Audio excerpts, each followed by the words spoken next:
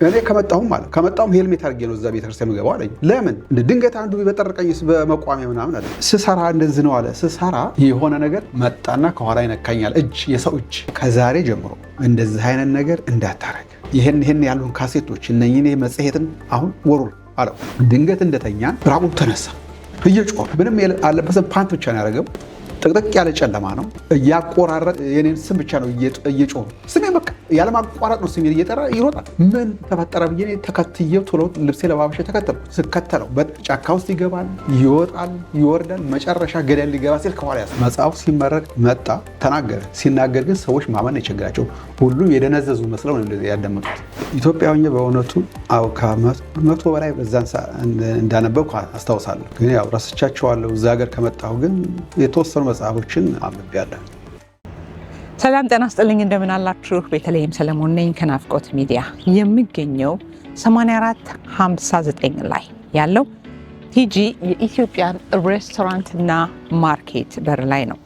8459 ቦልቲሞር ናሽናል ፓርክ። እዚህ እንግዳ ቀጠሮ ያለው የዛሬ እንግዳዬ አሪና የተሰኘ አንድ መጽሐፍ አሳትሞ አስመርቆ ነበረ ባሳለፍነው ሳምንት። ስለዚህ የዛሬ እንግዳ ያድርጌዋለሁ። ብዙ የተለያዩ ነገሮችን ከቃለ ምልልሳችን ትሰማላችሁ፣ ትማሩበታላችሁ። ፕሮግራማችንን እስከ መጨረሻው ድረስ ተከታትላችሁ እንድትመለከቱ እንጋብዛችኋለን። ዝግጅታችንን ሰብስክራይብ፣ ላይክ፣ ሼር ማድረጋችሁን አትዘንጉ። ይህ ፕሮግራም ተቀርጾ ወደ እናንተ እንዲደርስ ትልቁን ሚና እየተጫወተ ያለው ከዚህ ካሜራ ጀርባ የሚገኘው ናርዶስ ነው። ናርዶስ፣ በተመልካቾች ስም አንተንም ከልብ አመሰግንሃለሁ። በነገራችሁ ላይ ይሄ ሬስቶራንት 5 ስታር ያለው ሬስቶራንት ነው።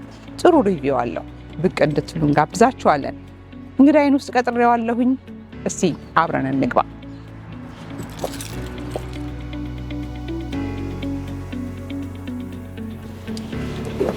ጤና ይስጥልኝ። እንደምን አለ? ደህና ነህ ወይ? በጣም ነው የማመሰግነው። ቀጠሯችንን አክብረህ ስለተገኘ በጣም ነው የማመሰግነው።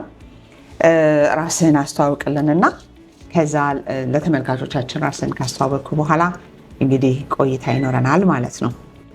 እንግዲህ ዛሬ የተገናኘንበት ዋናው ምክንያታችን በቅርቡ ያሳተምከው አሪና የተሰኘ መጽሐፍ ነው። መጀመሪያ ለናፍቆት ሚዲያ ታዳሚዎች ራስን አስተዋውቅልንና ከዛ በኋላ በዚህ መጽሐፍ ጉዳይ ላይ ትንሽ ለየት ያለ ነገር አለውና ውይይት እናደርጋለን። እሺ፣ ጌታሁን ደበበ እባላለሁ እና ያው ሪና የሚለውን የመጀመሪያ ጽሑፌን አበርክቻለሁ። ብዙ ሰዎች ጥሩ ነው እንዳሉ ነግረውኛል። ርዕሱ ምንድን ነው ምክንያቱ? እሪና ማለት ከእግዚአብሔር አብ ጋር የተስተካከለው እኩል የሆነው በቀኙም የተቀመጠው ማለት ነው። ይህ ማለት ኢየሱስ ክርስቶስ ማለት ነው። ስለዚህ ይህን እሪና ብዬ ለመጽሐፉ ርዕስ ለመስጠት የተዘጋጀሁበት ምክንያት እኔ በቤተ ክርስቲያን ውስጥ በሰበካ ጉባኤ ውስጥ እያገለገልኩ ሳለ ብዙ ነገሮችን አየሁኝ። ክርስቲያን ነን ብለው በድክመት የበዙ ሰዎች። ያ ማለት እኛ የምንኖረው ለዘላለም ነው። ይህች ዓለም ለጊዜው የምንኖርባት ነች፣ የጊዜያዊ ዓለም። ያን የምናፍቀውን ከኢየሱስ ክርስቶስ ጋር ለመኖር ያሰብነውን የምናምነውን ግን ሳንሆን ከቀረን እንዴት ነው የእኛነታችን የክርስቶስ መገለጫችን?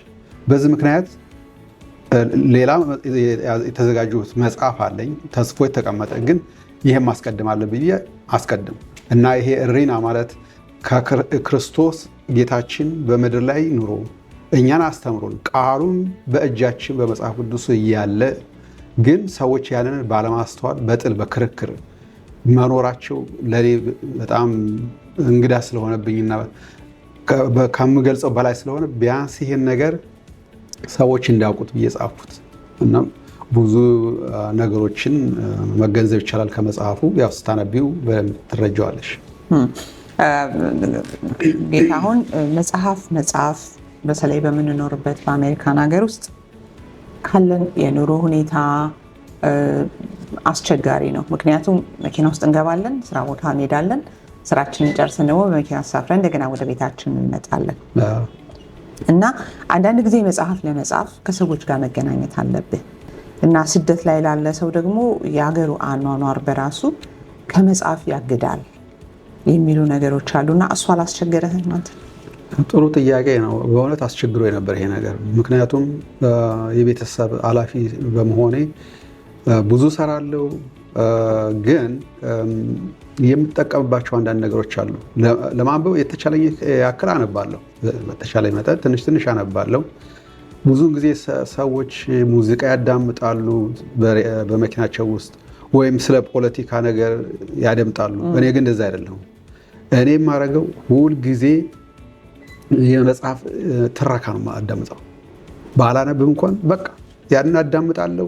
ያጻጻፍ እንትን እላለሁ። ግን ቤቴ አሁን ልነግርሽ የምፈልገው ነገር አለ። ዝም ብዬ በቃ ከእንደዚህ አይነት ነገሮች እውቀት አገኘው ምናምን ብዬ ብቻ አይደለም ይሄ መጽሐፍ ለመጻፍ የቻልኩት። የስነ ጽሁፍ ትምህርት አለኝ ማለት የአማተር እንትን ውስጥ ተመሬያለሁ ማለት ነው። ያ ረድቶኛል እንዴት እንደሚጻፍ። ግን በትክክል ይሄ መጽሐፍ ያን ስለተማርኩኝ ጻፍኩት ማለት አልችልም። ጉድለቶች እንዳሉት አምናለሁኝ። ስለዚህ ያም ረድቶኛል። ትረካዎችን አዳምጣለሁ፣ በተቻለ መጠንም አነባለሁ። ብዙ መጽሐፍቶችም አሉኝ። ወደኋላ ልመልስና ትውልድና እድገት የት አካባቢ ነበረ? ሀገር ቤት? ኦኬ፣ እሱ እንትን ነው። እኔ የተወለድኩት በወሎ ክፍለ ሀገር ቦረና በምትባል አካባቢ ነው። ጫቀታ ወይም ሳይንት የሚባል አካባቢ፣ እንደዛ አካባቢ ነው። ግን በኑሮው ጥረት በአንዳንድ ነገሮች ስላልተመቹኝ በአካባቢው ገና በልጅነቴ በ14 ዓመት ቢሆነኝ ነው ከቤተሰብ ተለይቼ መተሃራ ኖርኩኝ። እዛ ዘመዶች አሉ። እዛ የራሴን ህይወት በትግል ውስጥ አሳለፍኩ። ከዛ ደግሞ በደብረ ዘይት መኖር ጀመሩ። እዛ ትምህርቴን እስከ 12ኛ ክፍል ጨረስኩኝ። ወደ ዲቪ መጣለኝ። እዛ ሀገር መጣሁ። ኢትዮጵያ ያለ ትጽፍ ነበር? አዎ እጽፍ ነበረ። በሐመር ላይ የጅግላሌው ፈረስ የሚል ርዕስ ሰጥቼ በሱ የጻፉት በወቅቱ በጣም ጥሩ አንባቢያን ማለት አድቀውልኛል። በተከታታይ ወጥቷል። እንደዛ እንትላለው። በለገዳዲ ላይም ጽፍ ነበረ። እንደዚህ አይነት እንትኖች ላይ አረግ ነበር። ኢትዮጵያ ምን ያህል መጽሐፎችን አንብበሃል? ኢትዮጵያ ሆኜ በእውነቱ ከ100 በላይ በዛን እንዳነበብኩ አስታውሳለሁ። ግን ያው ረስቻቸዋለሁ። እዛ ሀገር ከመጣሁ ግን የተወሰኑ መጽሐፎችን እንትላለሁ አንብቤያለሁ። ማንን ከደራሲ ታደንቃለህ? በዓሉ ግርማ። ከበዓሉ ግርማ በጣም ትወድለት መጽሐፍ? ኦሮማይ በጣም ኦሮማይ አሁን በጣም የማደንቀው ነው። ከአድማስ በሻገር በአጠቃላይ የእሱን መጽሐፍ ሁሉንም አንብቤያለሁ። እሺ፣ ወደ አንተ መጽሐፍ እንመለስና እዚህ ላይ ስለ ኦርቶዶክስ ቤተክርስቲያን አንዳንድ ነገሮችን ጽፈሃል። ወደ ቤተክርስቲያን ስሄድ ነጠላ ለብሼ ከሚሄድ ይልቅ ብለህ አንድ የጠቀስከው ነገር አለ። ታስታውሰዋለህ? እዚህ መጽሐፍ ውስጥ ያለ በአንድ ገምጋሚ ታይቷል። እኔ ነጠላ ለብሼ ወደ ቤተክርስቲያን ከሚሄድ ይልቅ ሄልሜት ባደርግ ይቀለኛል የሚል በጣም የሚገርም ነገር ነው። ምን አለች መሰለሽ ባለቤቴ መጽሐፉን አንብዩ ስላት ወይም ስትጽፍ አታነብም። እዚህ ላይ መግቢያው ላይ ጠቅሼዋለሁ። ምን ትለኛለች መሰለኝ? አላነብም። ከታተምን በኋላ እንትን አትልም። አንብዩ ስላት አታነብም። ምናምን ስላት ከተመረቀ በኋላ አለችኝ። ከዛ አሁን ልክ ከተመረቀ በኋላ ማመን ጀመረች። በኋላ በቃ አንድ ነገር አሳቀኝ አለችኝ። ምንድን ነው አልኳት። ሄልሜት ያልከው ነገር አትለኝ? ሄልሜት ምን አልኩኝ? እውነተኛ ነገር ነው አልኳት። ጓደኛ ይሄን ነገር ማለት ነው እንትን ያለኝ የነገረኝ እንደዚህ እና ስለው ቤተክርስቲያን ልጁ ጓደኛ ስለሆነ አልመጣም አለኝ። አልመጣም ይሄ ክርክር የበዛበት ጥል ክርክር የበዛበት ምናምን አለኝ። እና ምን አለኝ መሰለሽ እኔ ከመጣሁም ሄልሜት አድርጌ ነው እዛ ቤተክርስቲያን የምገባው አለኝ። ለምን እንደ ድንገት አንዱ በጠረቀኝስ በመቋሚያ ምናምን አለኝ። በቃ በጣም አዘንኩ። ቤተክርስቲያናችን ይህን ያህል በቃ ማስፈራሪያ ሆናለች። በቃ ይህን ነገር መጽሐፍ አለብኝ ብዬ ጻፍኩ። የሚገርምሽ ነገር ይህን የጻፉት ሁሉም እውነተኛ ታሪኮች ናቸው።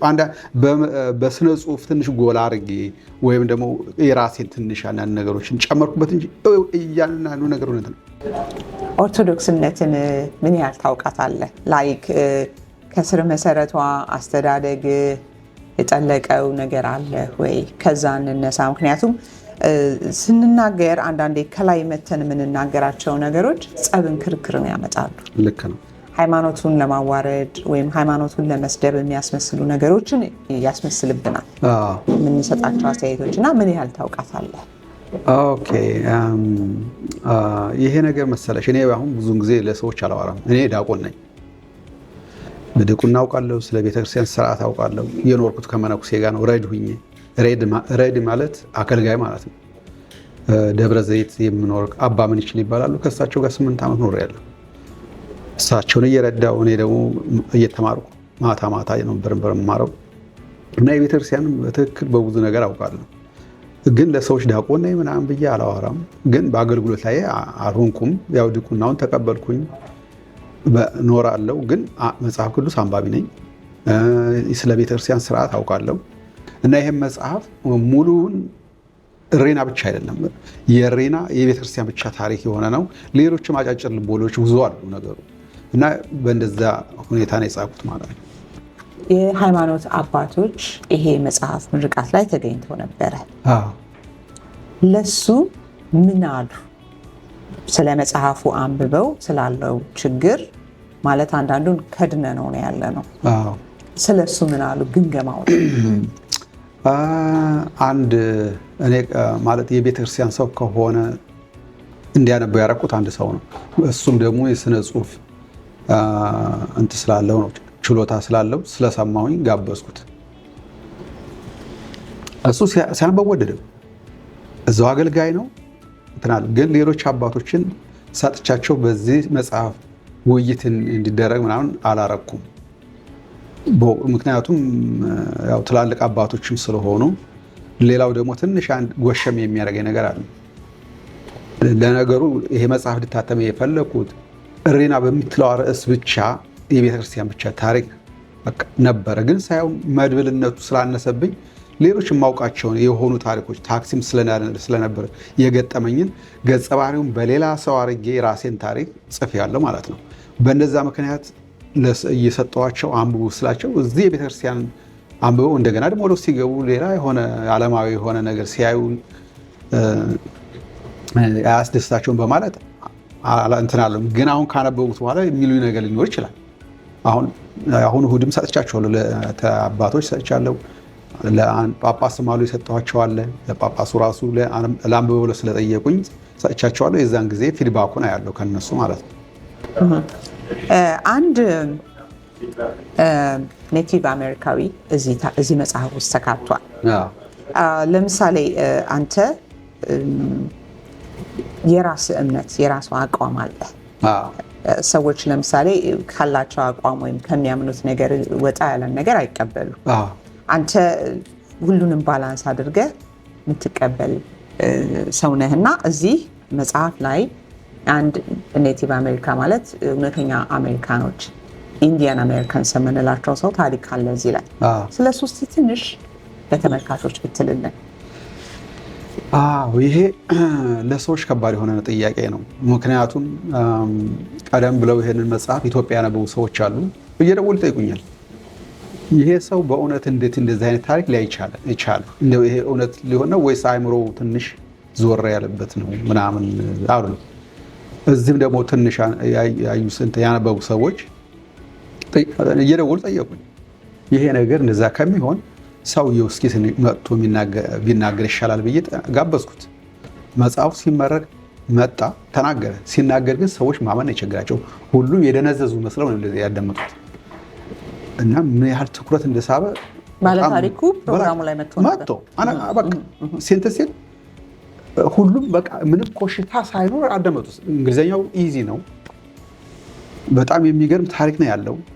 ያ ታሪክን የሆነ ሰው ደወለና እኔ ግን አለ ይሄ ሰውዬ ሲናገር እውነት መንፈስ ቅዱስ አለው የሆነ ነገር በቃ ትክክለኛ የእግዚአብሔር መሴንጀር እንደሆነ የተሰማኝ አለ ስሜቱ እና በጣም ገረመኝ እንደዛ ሲለኝ ማለት ነው። እና እኔ ግን ይሄን ሰውዬ አንድ ላይ ነበር የምንሰራው። በቃ ስሰማው በጣም ብዙ ስለሆነ ታሪኩ ግራ የሚያጋባ ነው። እግዚአብሔር አናገረኝ ሲል ግራ ገባኝ። ግን ግራ የገባኝ ግን የራሴ የሆነ ሌላ ታሪክ ስላለ እኔም ማውቀው በእግዚአብሔር በኩል ማለት ነው ተቀበልኩት። ብዙ ሰው ጊዜ ታክሲ ምናምን ስነዳም አሜሪካኖች በጋዜጣም ሆነ በቲቪም ሆነ በተለያየ ስታገኛቸው የሚሉት ነገር አለ። እግዚአብሔር አናገረኝ በጣም ብዙ ነው ያጋጠመኝ። እና እንደዚህ ቆይ እናንተ እግዚአብሔር የሚያናግራችሁ እንዴት ነው? በድምፅ አውጥቶ እንደኛ ልክ ሰውና እንትን እንደሚያወራ ነው ወይስ እንዴት ነው ስላቸው አንዳንዱ የሚለኝ ማይ ማይንድ ይላሉ። በቃ የሆነ ነገር እዛ ውስጥ የምሰማው ነገር አለ ያንን አርግ ሲለኝ ሳደርገው ይሆናል ይላሉ አንዳንዱ ግን የሚለው ቮይስ ነው የምሰማው ቮይስ ሰማለው ይሆናል። እና ይሄ ለእኔ እንቆቅልሽ ነበር። ግን በራሴ ታሪክም የሆነ ነገር አለ ያን እዛ ውስጥ አልገባም። ግን የሰው የሚለኝ አሁን እንትን ያልኩ መሰለሽ ሌላ የሆነ ቦታ ስንሰራ ሰራተኞች ሁሉ የሆነ መጥፎ ቃል ይናገራሉ ምናምን ይላሉ። እሱ ግን ከዛ ሁሉ የተለየ ነው። ብቻውን ነው ቁጭ የሚለው። ይሄ ሰውዬ ለምንድን ነው ከሌሎች ሁሉ የሚለየው? ከአሜሪካኖች ጸባዩ ምንድን ነው የተለየው? የተጠጋሁት ከዛ ማውራት ስጀምር ምናምን ህይወቱ ሲነግረኝ እንትን ነው። እኔ በቃ የሚዋሩት የሚሳደፉት ነገር ለእኔ አይጥመኝም። እኔ እግዚአብሔር የምከተል ሰው ነኝ። ይሄ አጉል ከአፍ እንደዚህ የሚወጣ ነገር ምንድን ነው ስለው ሲለኝ በቃ አንዳንድ ነገር ስጠይቀው እግዚአብሔር ስለሚያናግረኝ ስለሚላል ያናግራል እግዚአብሔር። አዎ በድምፅ በስ ንገረኝ ታሪክን ሲነግረኝ በጣም ብዙ ነው። በጣም ብዙ ይህ ሁሉ ሰው ማዳኑ የሆነ ገደል ሊገቡ ሲሉ በልዝ ቦታ ሄድና የሆነ ሰው እንትን ይላል ምናምን ሲለው ይሄዳል። ሰውየው ተንጠንት ይላል። ከዛ በቃ በሆነ እንትን ያድነዋል። እንዳትወርቅ እግዚአብሔር እንትን ይልሃል ምናምን ብሎ ያድነዋል። ጽፌዋለሁ ይሄን ሁሉ ማለት ነው። በጣም የገረመኝ እናንተ ደግሞ ላምንበት ዋናው ሁሉ ምን ይሄን ሰው ላምንበት የሻልኩ መሰለሽ ሰውየው ፎስተር ሃውስ ያደገ ነው። ወላጅ አልባ የሆኑ ህፃናት አንድ ላይ የሚኖሩ የሚያድጉበት ቦታ ነው። እሱ እንደዛ ነው ያደገው። እናትና አባቱ በሱስ የተጠመዱ ሆነው በቃ ተለያይተዋል። 7 ልጆች ያላቸው 7ቱ ልጆች ሁሉ ተበትነዋል። በእምነት ናቸው ክርስቲያኖች ናቸው። ግን ልክ እንደዛ ሲያድግ ግን አህዛብ ሆነ። በቃ ዝም ብሎ ክርስቲያን በቃ እምነት የሌለው ሰው ሆነ። በኋላ ብዙ በቃ መጥፎ ነገሮች በቃ የሚያደርጋቸው ሁሉ መጥፎ ነገር ነው። አሁን መግለጽ ከበድላ መጽሐፉ ላይ ጽፎ ነው እንትን ሁሉ የሆነ የማይታይ ነገር ያያል፣ መጽሔት ያያል፣ ፊልም ያያል፣ መጥፎ ፊልም ያያል ምናምን ያለ እድሜው ማለት ነው። በህፃንነቱ በልጅነቱ እየጎረመሰም ሲመጣ በቃ አድርጎበት በእንትን በመጥፎ ነገር የተመረዘ ነው ሰውን በቃ የሚያደርገው ሁሉ ማለት ነው። አንድ ቀን ደግሞ ስዕል የሚገርምሽ በጣም የሚገርም ስዕል ነው የሚሰራው። ቤቱ ሁሉ በጣም ስትገቢ የሌላ ዓለማት ውስጥ ገልጬዋለሁ። ይሄንን በሌላ ዓለማት ውስጥ የገባው ነው የመሰለኝ። ክፍሉ ስገባ የሚተኛበት ክፍል ማለት ነው። ምን አለ ከዋክብቶችን ደግሞ ምን እንደሆነ ያውቃቸዋል። በቃ እና ይሄ እንደዚህ ነው ኮከብ ነው እንደዚህ ይላል። ማን እንዴት ገለጸ? እግዚአብሔር ነው የሚያሳይ ይላል። በቃ በጣም ያምራል፣ ውብ ነው በቃ። እና እንደዛ ስሰራ እንደዚህ ነው አለ። ስሰራ የሆነ ነገር መጣና ከኋላ ይነካኛል። የሰው እጅ ከዛሬ ጀምሮ እንደዚህ አይነት ነገር እንዳታረግ፣ ይሄን ያሉን ካሴቶች እነኚህ መጽሔትን አሁን ወሩር አለው። አሁን ሰው በድምጽ እየሰማ ማለት በድምጽ እንደ ሰው ያንን እንዳለ ጋርቤ እንትን ቤዝመንት ነበር ያን የሚያየው። ከቤዝመንት ጠቅልሎ ትራሽ አድርጎ መጣ። በኋላ ሶፋ ላይ ቁጭ አለ።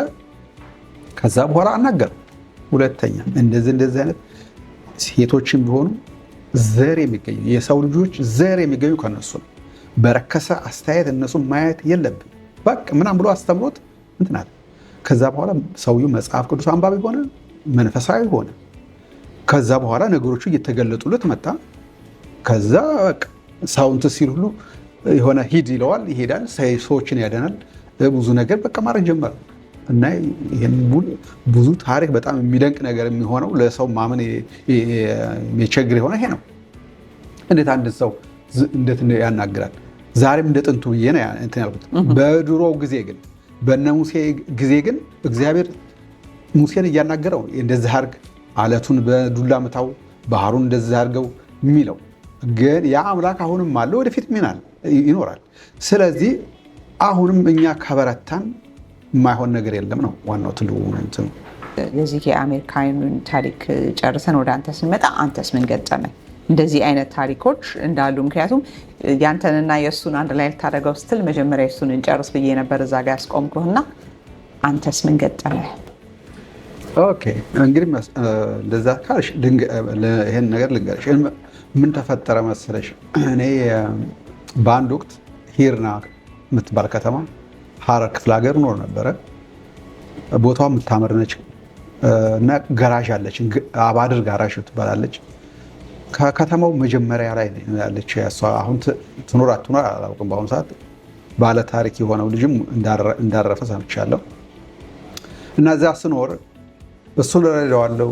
በችግር ውስጥ ነው የምኖረው። እሱ ሲሰጠኝ እንትን የምለው ያው ምግቤ የማገኘው ማለት ነው።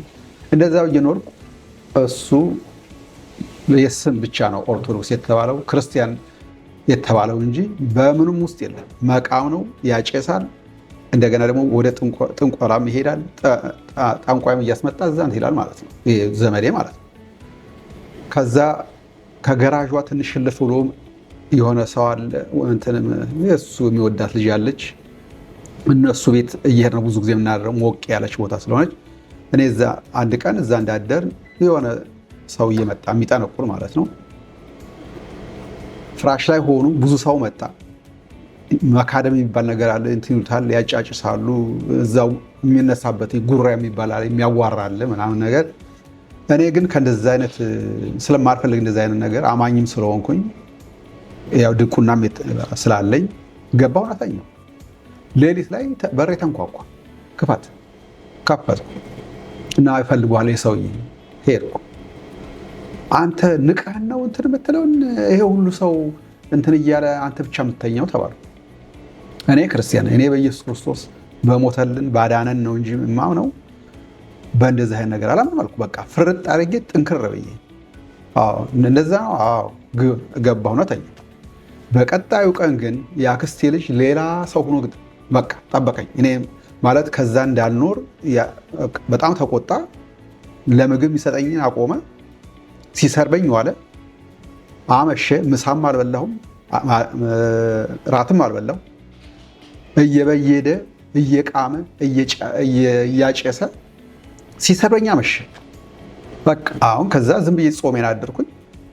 በቀጣዩ ቀን እንደሚያባረር እርግጠኛ ነኝ። በቃ ምንም አሁን እንደዛ ይሄ ሰው እንደዚህ ሆኖ ከእንግዲህ አኖረኝ፣ በረሃብ ከቀጣኝ እንዴት አድርጎ ነው የሚያኖረኝ ብዬ ተዘጋጅቻለሁ። እስከሚነግረኝ ብዬ የሆነ ፀሐይ መሞቅ ጀመሩ። ፀሐይ እየሞቅኩኝ የእሱ መነሳት ነው የምጠብቀው። እሱ ስለሰከረም ብዙም ስላመሸ ዘግይቶ ተነሳ። ከቁርስ ሰዓት በኋላ መጣ። አሁን በቃ ሊያባራኝ ነው ብዬ ተዘጋጅቼ ፀሐይ እየሞቅኩኝ እያለሁ አንድ ድምፅ መጣ ከሰማይ፣ አይዞህ አትፍራ የሚል ይችላል።